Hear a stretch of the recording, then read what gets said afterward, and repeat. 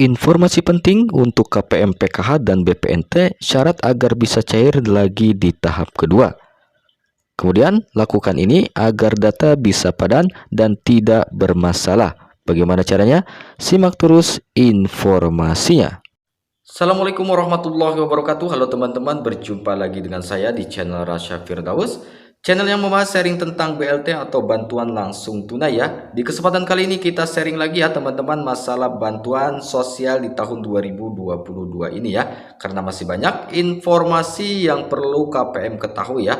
Namun sebelum kita masuk ke informasinya, bagi teman-teman yang baru bergabung dan menemukan channel ini, alangkah baiknya untuk menekan tombol subscribe dan menyalakan lonceng notifikasinya ya, agar mendapatkan informasi terbaru dan terupdate di channel ini.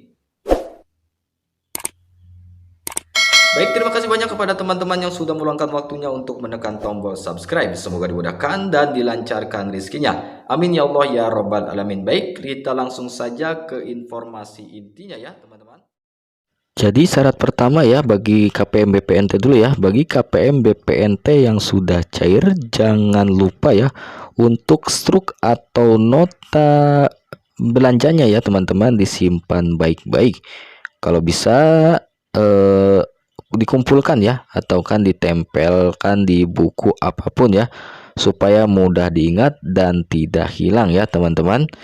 Karena kelak ya pasti ditanyakan pertanggungjawaban karena apa, pembelanjaannya ya. Dan di beberapa wilayah ini sudah dilakukan bukti pertanggungjawaban KPM atas dana bantuannya ya teman-teman. Jadi untuk pertamanya KPM BPNT ini syaratnya, ingat, struk-struk pembelian terakhir itu ya teman-teman, yang uang dari kantor pos itu senilai 600.000 itu jangan sampai hilang. Jadi disimpan ya, nanti kalau benar pengeluarannya insya Allah nanti bisa cair lagi di tahap kedua ya. Nah, kemudian bagi KPM PKH untuk saat ini yang sudah cair bisa lakukan bukti aliran dana bantuan PKH yang dipakai KPM untuk keperluan apa saja, dan bisa dicatat ya teman-teman ke dalam buku tulis ataupun apa merincinya ya, apa saja dan digunakan untuk apa saja bantuan PKH-nya, karena tidak menutup kemungkinan ya akan dilakukan kontrol ke depannya, baik itu oleh pendamping ataupun para SDM terkait ya. Dan hal ini juga sudah dilakukan di berbagai daerah saat ini ya teman-teman. Jadi hampir sama seperti yang BPNT juga ya. Jadi semua pengeluaran yang dilakukan dari uang PKH itu maka harus dicatat ya teman-teman, kalau tidak dicatat di buku biasa aja.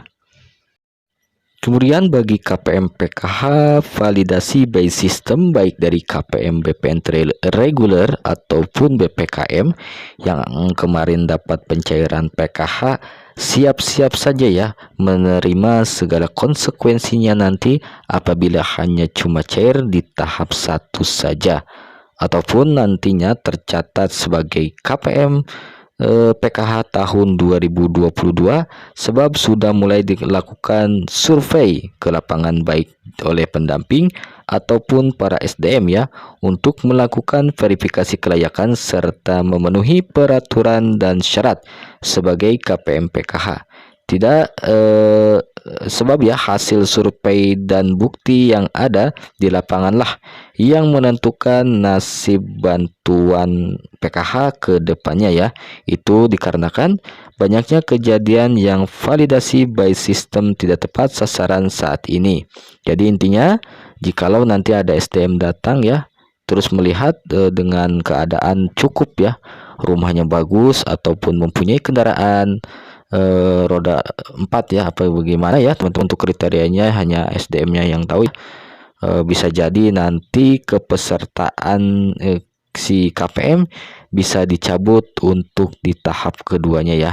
Jadi hanya tahap 1 saja ya teman-teman, untuk memperbaiki data-data bagi KPM yang kurang layak ya. Nah, kemudian juga bagi KPM BSP ya, tunai kantor pos juga siap-siap juga ya, sebab sudah mulai dilakukan foto rumah serta KPM yang cair di tahap 1 tahun 2022 ini ya. Seperti yang tadi juga ya teman-teman, akan ada pengecekan langsung ke lapangan. Nah, itu mungkin agar data-data yang masuk itu benar-benar real, yang perlu membutuhkan bantuan ya teman-teman. Kadang di lapangan sama yang di pusat kan beda ya. Di lapangan ternyata orangnya mampu ya, di pusat tapi termasuk penerima bantuan. Nah, mudah-mudahan ya untuk kedepannya Kemensos dan dirjen-dirjen yang lain itu bisa diperbaiki lagi ya untuk penerima manfaatnya.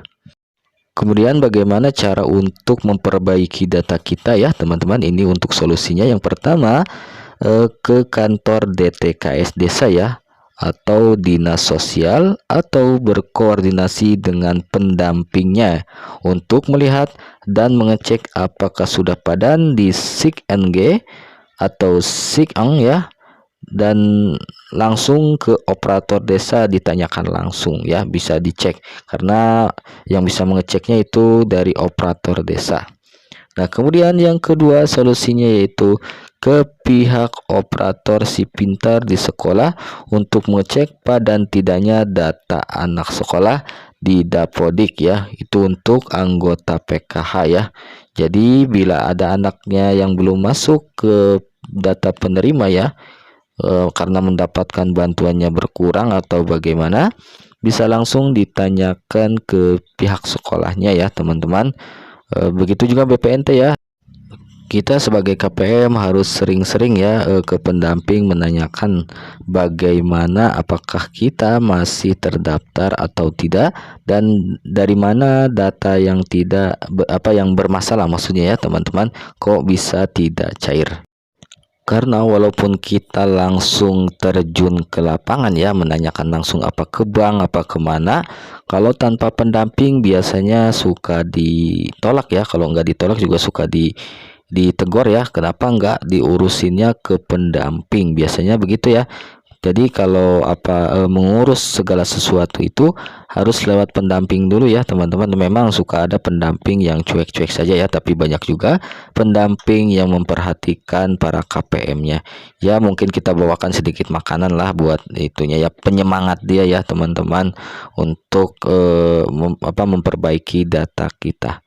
Yang penting, yang nomor utama, apakah kita masih terdaftar atau tidaknya sebagai penerima bantuan ya teman-teman.